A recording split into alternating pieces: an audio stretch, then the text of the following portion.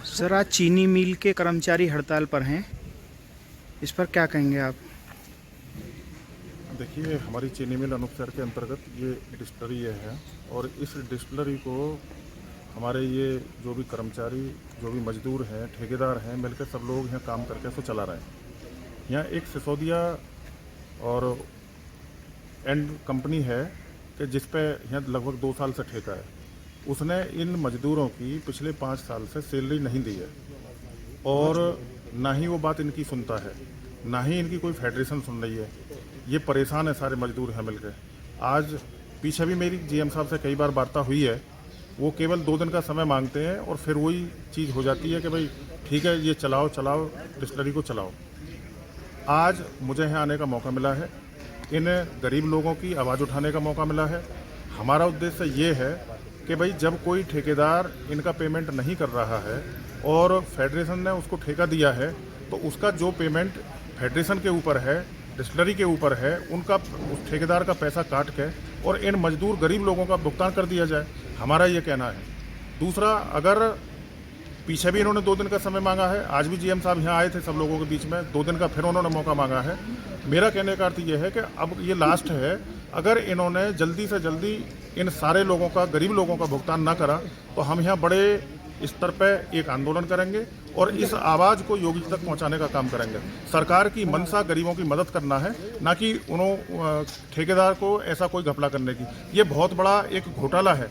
मुझे लगता है कि इसमें कहीं ना कहीं फेडरेशन भी जिम्मेदार है, फेडरेशन भी इसमें लिप्त है इस घोटाले में। ये एक घोटाला है कि एक ठेकेदार को ठेका देने के बाद में वो 5 महीने से यहाँ नहीं इनकी सैलरी दे रहा है और फेडरेशन कान में तेल डाल के भांग खा के वहाँ सोया हुआ है। इनकी आवाज़ 4 महीने से चल रही है अंदर अंदर। मुझे आज यहाँ आने का मौका मिला है। हम हर काम करने को यहाँ तैयार हैं ताकि इन गरीब लोगों का पैसा इनको मिले। सर, कितनी दिन से तनख्वाह रुकी हुई है कर्मचारियों की? लगभग 5 महीना से सारे लोगों की तनख्वाह रुकी हुई है और जो ठेकेदार यहाँ काम कर रहा है उसका भी काफ़ी मोटा पैसा ठेकेदार के ऊपर है। और ठेकेदार का जो ठेका है वो अन्य कई डिस्टिलरियों में भी है, वो हर जगह फ्रॉड हो चुका है। वो किसी का पैसा नहीं दे रहा है और ये जीएसटी जमा करने की बात कह के फेडरेशन या यहाँ के मैनेजर या जीएम बात को टाल देते हैं और इनकी कोई सुनने वाला यहाँ कोई नहीं है। ना कोई इनकी सुनने वाला जनप्रतिनिधि है और ना इनका सुनने वाला अन्य कोई इंसान है। सर, अब इन लोगों को क्या आश्वासन मिला है?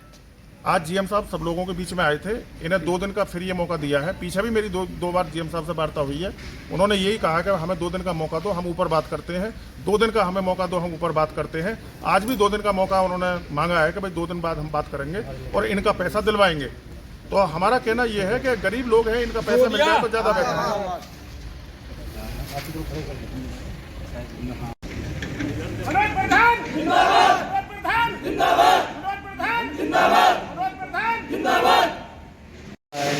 चार माह से लेकर अभी तक नहीं मिला, क्या कारण है?